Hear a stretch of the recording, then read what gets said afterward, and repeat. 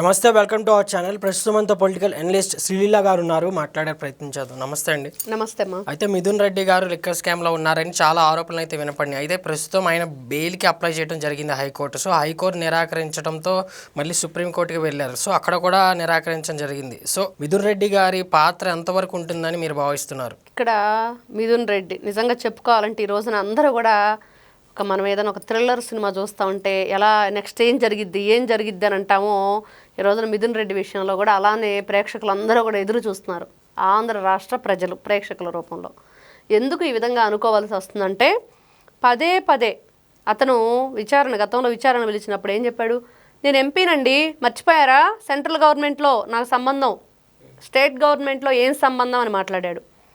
అదేంటి అలా మాట్లాడాడు? నిజంగానే ఇతనికి ఏ సంబంధాలు లేవా, కావాలని చెప్పేసి మిథున్ రెడ్డి పేరు తీసుకొచ్చారా అంటే, విజయసాయి రెడ్డి ఏం చెప్పాడు?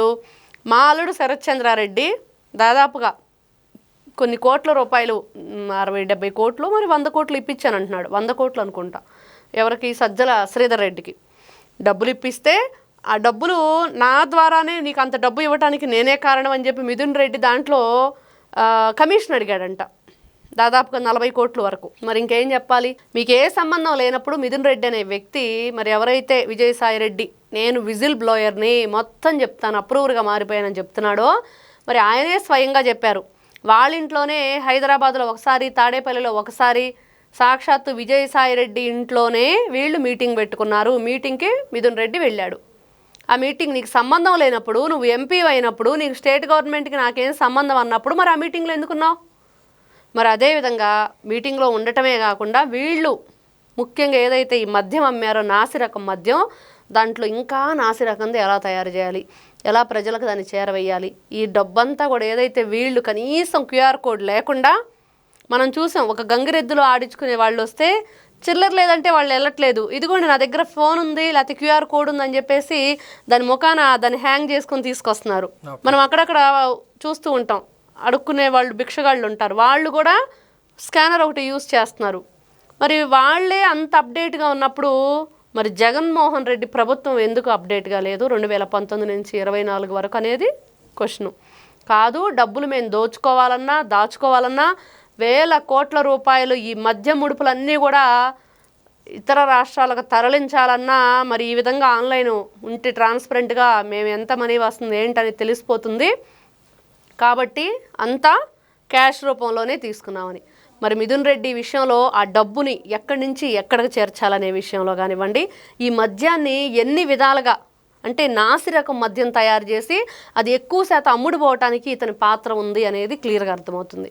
అయితే ఇప్పటివరకు సిట్ 3200 కోట్లు అవినీతి జరిగిందని నిర్ధారించింది. అయితే సిట్ ఈ విధంగా చెప్తుంటే సెంట్రల్ నుంచి ఈడీ ఎందుకు ఇప్పటికీ ఇందులో ఇన్వాల్వ్ అవ్వట్లేదు? అంటే ఇది ఢిల్లీని మించిన స్కామ్ అని చెప్తున్నారు కదా, సో ఎందుకు ఈడీ ఇందులో ఇన్వాల్వ్ అవ్వట్లేదు అంటే మీరేం చెప్తారు?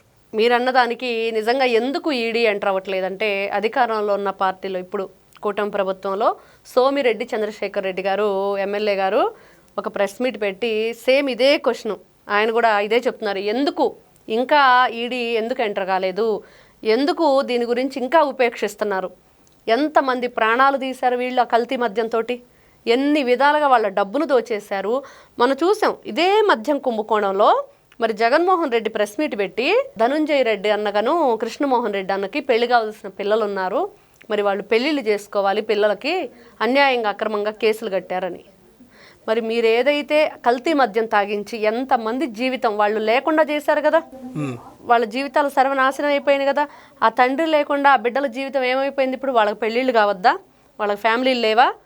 మరి మీరు వ్యాపారం చేసుకుంటూ వాళ్ళ ప్రాణాలతోటి చెలగాటాలాడి ఈ రోజున ఇలాంటి నీతులు చెప్తూ ఉంటే మరి ఎక్కడో ఎవరో అంటే ఆకతాయిలు అంటారు. మనం ఎవరికన్నా ఒక బాంబు పెట్టారనో లేకపోతే అక్కడ ఏదో చేయబోతున్నారనో ఇట్లా ఫ్రాడ్ కాల్స్ వస్తూ ఉంటాయి. ఎందుకు ఆ విధంగా వస్తాయి అని అంటే, అలానే ఒకరు ఇప్పుడు ఇంటర్నెట్ ఏ విధంగా యూజ్ చేస్తున్నారో చూసాం.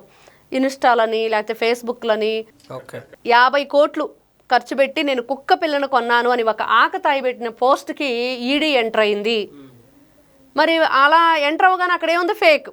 అతను కుక్క పిల్లను కొనలేదు, అరే బాబు నేను కూటికి లాగా చేస్తుంటే కుక్క పిల్లని ఎక్కడ కొంటాను అనేటట్లుగా. అంటే వినటానికి కామెడీగానే ఉంది, కానీ ఇక్కడ దేనికి దీన్ని ఉదహరించుకోవాల్సి వస్తుంది అంటే, జగన్మోహన్ రెడ్డి దాదాపుగా 3,200 కోట్ల రూపాయలు పైనే కానీ తక్కువ కాదు. మరి ఈ విధంగా అడ్డగోలుగా రాష్ట్రాన్ని దోచేసి ఇష్టానుసారంగా ఇక్కడ ప్రాణాలు పోవటానికి కారణమయ్యారు.